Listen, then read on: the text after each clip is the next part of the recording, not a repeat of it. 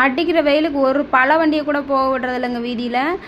எப்போவுமே வந்து அம்மா பிள்ளைங்க சொல்கிறதுக்கு முன்னாடி அம்மா போய் வாங்கிட்டு வந்து கொடுத்துருவாங்க. இப்போ அம்மா வேறு இல்லையா, அதனால் வீட்டுக்கார்ட்ட நானே டார்சல் பண்ணி ஏங்க போய் ஏதாவது வாங்கிட்டு வந்து கொடுங்க அப்படின்னு சொல்லியிருந்தேன். அதுக்கு வந்து திராட்சையும் முலாம்பழமும் வாங்கி கொடுத்தாங்க. பிள்ளைகளுக்கும் ஒரு அலசி போட்டு பிள்ளைகளுக்கும் கொடுத்து போட்டு நானும் வச்சு சாப்பிட்டுட்டு, அதுக்கப்புறம் வந்து முலாம்பழத்தை நாளைக்கு பிள்ளைகளுக்கு ஜூஸ் போட்டு கொடுத்துக்கலாம் அப்படின்னு சொல்லிட்டு வச்சுட்டேன்.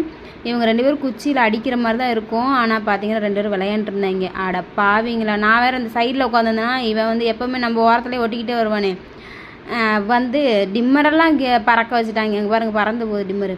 அதுக்கப்புறம் வந்து அம்மா இல்லை அப்படின்னாலும் நம்மளுக்கு வேலை இன்றைக்கி பெண்டு கலண்டுருமே அப்படின்னு சொல்லிட்டு 3:30 மணிக்கு எல்லாருக்கும் டீ வச்சு கொடுத்துட்டு நானும் ஒரு டம்ளர் ஆற்றி குடிச்சு போட்டு 6 மணிக்கு தாங்க மத்தியானம் சாப்பாடு கூட கிடையாது, இந்த ஒரு டம்ளர் டீ தான்.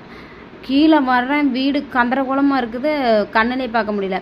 2-3 நாளாக நானுமே இந்த வீட்டை வந்து கவனிக்கவும் இல்லை, ஒன்றும் இல்லை, வீடெல்லாம் கூட்டவும் இல்லை, பிடிக்கவும் இல்லை.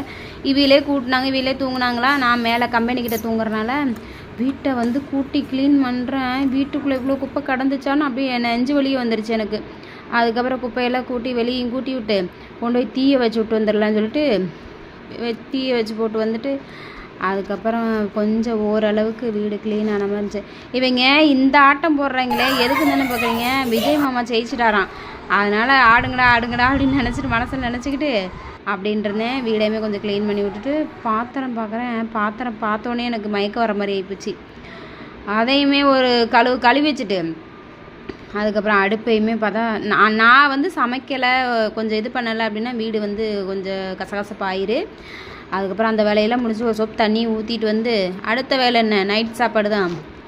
அம்மா வந்து ஆப்ப மாவு அரைச்சி வச்சுருந்தாங்க. அதோட அவருக்கு 2 ஆப்பம் ஊற்றி கொடுத்துட்டு நான் 2 ஆப்பம் சாப்பிட்டு பிள்ளைகளுக்கு வந்து சாப்பாடு பருப்பு இருந்துச்சு, அதை வச்சு கொடுத்துட்டேன். ஆப்பம் சும்மா சூப்பராக வந்ததுங்க. நம்மளுக்கு சுட்டு போட்டாலும் வராது இந்த ஆப்பம், இதெல்லாம் நான் செஞ்சதே இல்லை, அம்மா தான் அடிக்கடி செய்வாங்க. நம்மளுக்கு வந்து இடியாப்பம் புட்டு கொலக்கட்டை இது வேணால் கொஞ்சம் அத்துப்படியாக இப்போ மாறிடுச்சு. ஃபஸ்ட்டெல்லாம் ஒன்றும் தெரியாது, பேண்ட் இருக்க வேண்டியதான். உப்பு கல்யாணம் ஆன புதுசுலலாம் உப்பள்ளி போட்டுருவேன், இல்லைன்னா உப்பே இருக்காது, அப்படி தான் சாப்பாடு செய்வேன். இப்போல்லாம் வந்து ஓரளவுக்கு கொஞ்சம் கொஞ்சம் அம்மா இருக்கனால பழகிக்கிட்டேன். அப்புறம் ஆப்பத்தை சுட்டு அப்புறம் பிள்ளைகளுக்கும் கொடுத்தேன். ஒன்று வேணுமாம்மா பாப்பா அப்படின்னு கேட்டதுக்கு ஆமாம்மா வேணும்னாங்க. அவங்களுக்கு வந்து சர்க்கரை வச்சு கொடுத்துட்டேன், சர்க்கரை வச்சு சாப்பிட்டாங்க. இப்போ நானுமே சாப்பிட்டேன். சூப்பராக இருந்ததுங்க ஆப்பம், நல்லா பஞ்சு மாதிரி இருந்தது. நான் கூட எதிர்பார்க்கல எப்படி வருமோ ஐயோ அப்படின்னு நினச்சேன், நல்லா வந்திருந்தது.